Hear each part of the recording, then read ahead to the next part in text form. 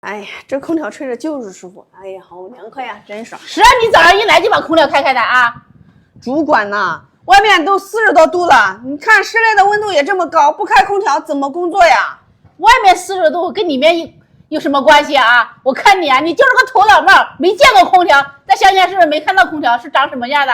现在到公司来了，一来就把空调开，你以为开空调公司不要电呀，不花钱呀啊？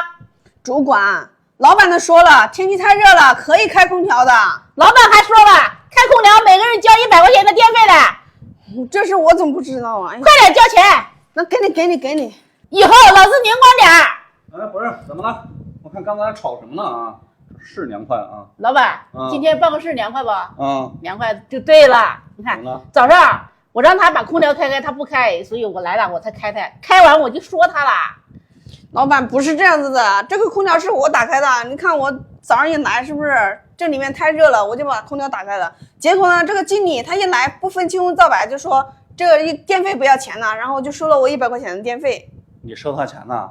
老板没有的事儿，我怎么会收他的钱呢？再说了，您都说了，这空调是公司的公共财产，这都是供大伙儿用的，是不是？是供大伙儿用的呀。是啊，不可能收你钱呀。老板，我真的给了他100块钱。我告诉你啊，你不要血口喷人啊，还给我100块钱，你不要污蔑我。我告诉你，如果有一个人证明你给了我100块钱，我10倍的奉还。如果说没有人证明你给了我100块钱，你得下跪给我道歉，听到没有？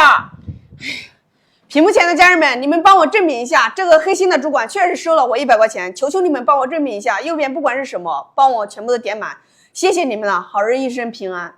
我看谁敢点，我手指头给他掰断。